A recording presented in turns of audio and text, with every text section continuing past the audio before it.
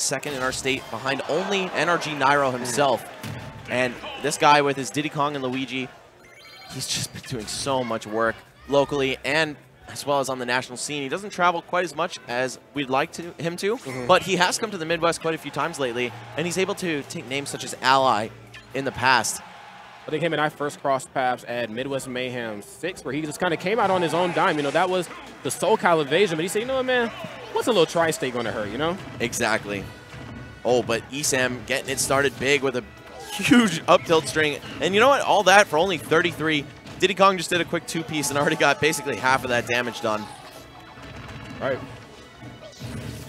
The reset. ESAM is the master of jab locks. It doesn't matter if it's an actual jab or just the weak hitbox on one of his aerials. He's still going to make sure you're standing up in place and getting hit by whatever he wants. Yeah, good job there by James, man. Barely making it back onto the stage as he just went as low as he could before he hit that blast zone. That was very, very phenomenal. Okay. Forwarder.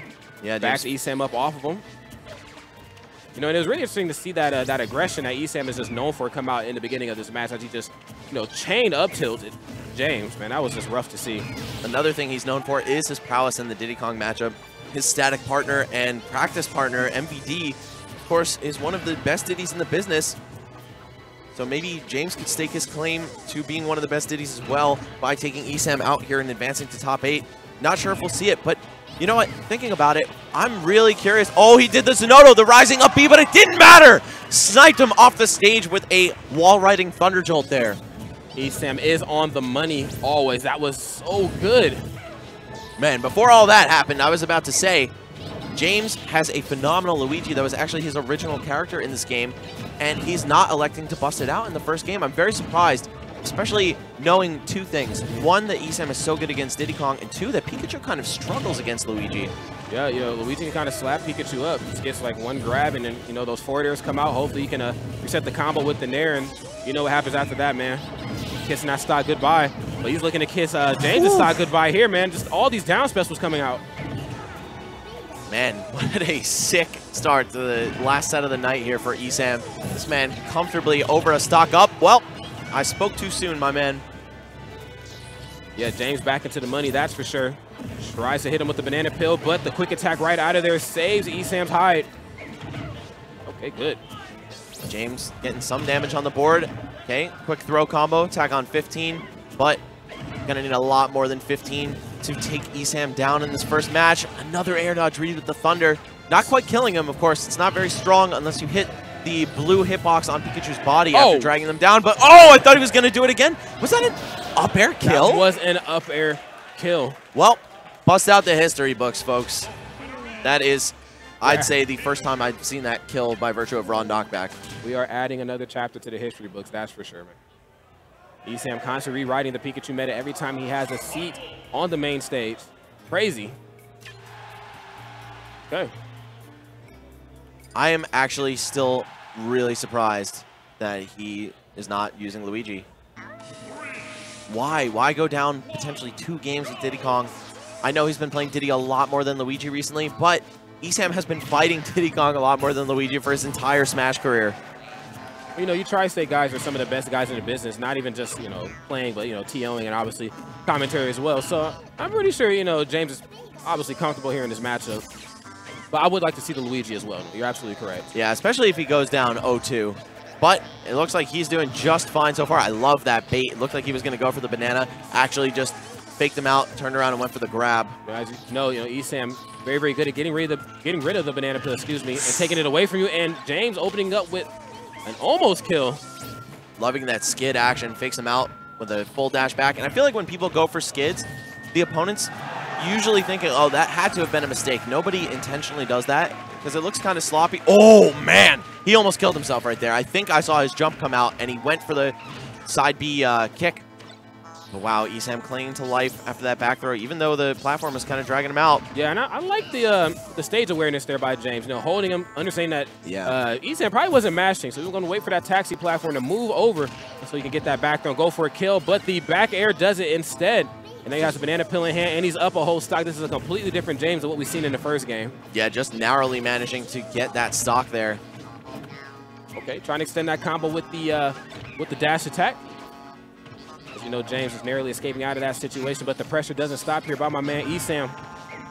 Yeah, I'm liking the B reverse to mix up his landing. It looked like he attempted one there and also attempted to cancel the peanut pop gun immediately. If you hit R as soon as you go for the peanut, you can do it with absolutely no lag and no animation either. Absolutely. But it looks like James just mixed it up a little, or messed it up a little bit. It's got me messed up. Right. Got us all mixed up, man, I tell you. But most importantly, he has to mix up ESAM if he wants to take this second game here. Oh, those Beto crouching pivots from ESAM, really slick looking movement, but I haven't seen too much of it in his actual gameplay. No, he did one at the beginning of this set where he got like the perfect pivot something, and then he ended up getting a grab right out of it. So, you know, his movement is positioning, man, it's definitely through the roof here. Yeah, ESAM definitely one of the most technical and mobile players. I really love his play style. Okay.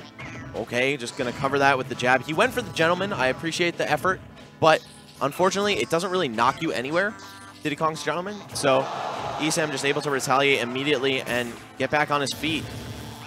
Yeah. Now he's forcing James off. ESAM knocking him off of his feet, and then again trying to catch him with another down special. I think James is pretty on the up and up about it at this point, but it doesn't hurt to try to bait an air dodge or two. Ooh, I love that by ESAM, just throwing the banana away, but he went for it again. It would have been interesting to just see him keep it behind himself. That way James was unable to respawn another one. Forward smashes right over the banana peel, understanding that James wants it, and he tries the spike, or excuse me, not spike, but gimp him. You saw him tank that? You see him tank the Thunder Jolt? We're going to have to run that one back for sure. Definitely ate it. Delicious. Okay, 1% differential between both of these two players here. Pretty neck and neck for the most part. And no! Whiffs an up smash. ESAM capitalizes with an up smash of his own and closes out that game. James looking like his Diddy Kong was about to get the job done, and then just a few crucial errors in the moment of truth. ESAM up 2-0 here, possibly on the verge of another 30 to close out the night. But that said, we still have hope for James. Still could see the Luigi. Maybe not. No, okay, we're not going to. Just going to go straight back to the Diddy Kong, and it's going to be Town and City once again. No, I'm definitely with you when it comes to his Luigi. He's definitely one of the best in the business. One of the best guys to ever pick up Luigi, but I guess he just has his heart set on Diddy Kong. Maybe he has something to prove here. Maybe he maybe lost the bet. Who knows? Like, hey, man, if you lose this bet, you bet on the Cavs for game one. I don't know, man. You got to go Diddy Kong. He almost took out Larry with Luigi earlier in top 32 as well, so it's not like he hasn't warmed the character up all day or something. But hey, here we go. It's going to be the third game on Town and City. And man, James starting off very solid once again. ESAM kind of playing catch up, very successfully, of course. Quick attack to Nair combo. Oh, extra damage from that banana on the way down. Definitely. Comes in with the grab and then gets the back throw. James is sent flying. The platform pressure, God, man. You know, ESAM just relentless on stage. Obviously, that's what he's known for. His off-stage presence has always been there. But, man, he just covers landing so well. A lot of people sleep on that. And ESAM doing a phenomenal job of out-footseeing James. He scouted out a bunch of those slide pivots into down tilt and then just closed it out with the Thunder. All right, is this the end of the road? James has no jump here, just going to drift to the edge, very smart. Really wants him to get rid of that banana peel. Okay, I think he just went for the Z drop that time. Oh, ESAM's tech chases are beautiful. He's just 3 steps ahead of you. Okay, again, tries to cover the high recovery there. Yeah, anticipating a jump from the edge from James. Ooh, and just jabbing him out. Oh, I'm not sure why he went for Thunder Jolt there. Maybe anticipating James to go back off stage, which would have been really weird. But hey, ESAM is a very unorthodox player, even down to the character choice, and you can't question it because the man gets results. Yeah, he's an advocate that Pikachu is high tier, man. He's just a little bit underrepresented. Oh, and the down tilt and the up smash. Yep. Okay, James back into the money here. It's very much still possible for Shoyo James if he doesn't want to go home with 9th place. I know he didn't come all the way to Wisconsin just for that. He didn't come this far just to come this far, I tell you. It's a good way of putting it. Yeah, you know what I mean? Let's see what ESAM has cooked up for him, though. This could be the end of the road. ESAM's edge cards are so disgusting on Diddy, and just playing near the edge is heart-wrenching to see.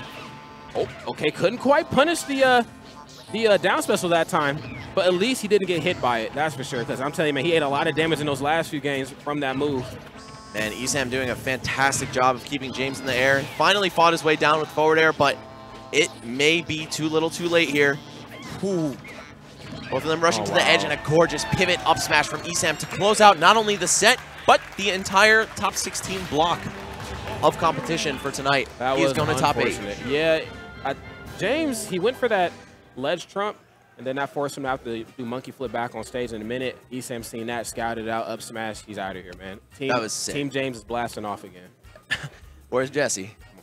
That was one of the most aware reactions to a Diddy Kong recovery that I've ever seen. That's how you know this guy plays MVD all the time. He's got that shit stuff, buttery smooth. Oof, that's twice in a day, man. Somebody called the esports police on me. All right. Anyway, I'm just looking forward to getting off and having a great night, man. So, all right, let's go with this last run of replays, and then we're going to be signing off. All righty. Max out of control. All right, man. Oh, boy. All right, sniping him with the Thunder, and then a Thunder Jolt to cover, even when he went for that gorgeous rising up B. He watched the Notice video, man. Or maybe he just already knew. And, yeah, see, he ate that. He just ate it. Yeah, delicious, man.